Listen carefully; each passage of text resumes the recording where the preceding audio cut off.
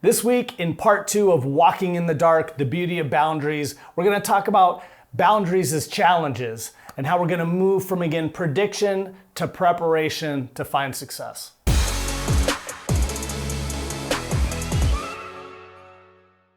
So last week we began this series, certainly inspired by this uptick of volatility here in the month of April after the all-time highs that got hit in March, using some tips from psychology itself, the UK's National Health and Social Care Institute, to dealing with unknowns and the anxiety and the fears that often come because of those unknowns. Again, unknowns, that inability to predict, scary surprises, part of the life of being an investor. So this week we're going to talk again about why those still need to be tackled, and again, 5 more tips from psychology to help us get through and overcome those challenges. So point number 1 this week, point number 6 for those of you keeping along from last week, is the importance of trying to stay in the moment. One of the things the Institute points out is that people who, again, start to get crippled, paralyzed, or have rising anxiety because of unknowns tend to ruminate on the past.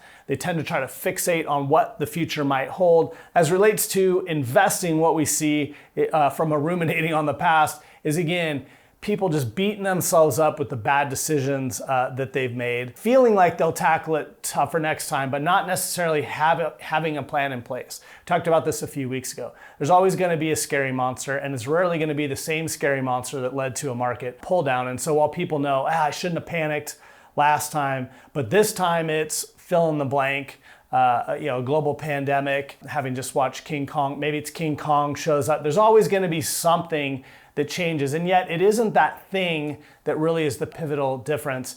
It's, again, remembering market's resiliency, your resiliency. Similar to this need to predict the future. Again, people can't predict the future. And last week's commentary used the Ray Dalio quote, which I'll paraphrase here, which is to the fact, those who rely on a crystal ball as an investor will eventually eat shattered glass. Don't know about you, don't want to find out what that's like, whether as an investor or literally. Focus on the 3 S's that we can control: savings, spending, and structure. That's that LIVE methodology we're always coming back to. You get those things in place, you can persevere through a lot of tough markets. Point number 2 is reframing their thoughts. And what the Institute brings up is, as soon as there's a surprise, an unexpected event, it can begin this spiral, which leads to fearing for the worst and just believing that the worst is going to happen.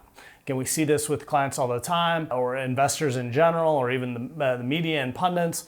Oh my gosh, if this thing is just the beginning, it's going to get so much worse. Sometimes it does. Most of the time it doesn't. It's not about that need to be perfect or predict. I'm not aware of any perfect people out there. Aware of a lot of successful investors. Go back to your initial plan when we're talking about reframing is the first thing. Did your plan anticipate there ever being some market turbulence, or something maybe going through a period of doldrums where it's really not doing a whole lot of anything? It should have. It certainly would have if you were a client here at 10 Capital, because that's just how markets work. Similarly, recall market history. We're always bringing you back.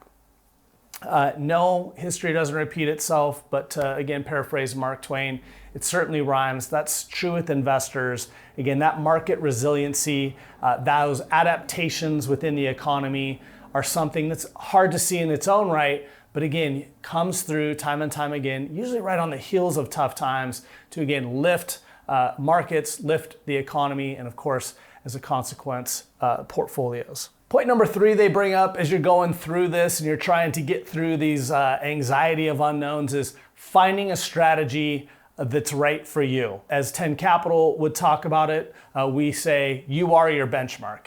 It's not cash, it's not the S&P 500, it's you, your goals, and your story.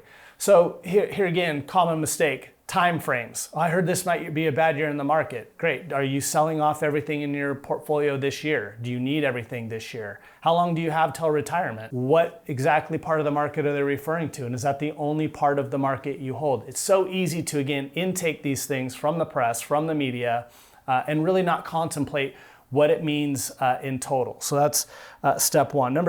Step 2 is, again, that LIVE methodology. If you address the first 2, liquidity needs, that safe bucket, building residual income stream or having one from somewhere, then the volatility and expected return piece kind of take care of themselves, because you can ride through with those first two pieces being intact. Again, part of deciding what strategies work for you, I would ask rhetorically, does timing the market, even though I know people never call it that because they know that that sounds bad, does it work for you?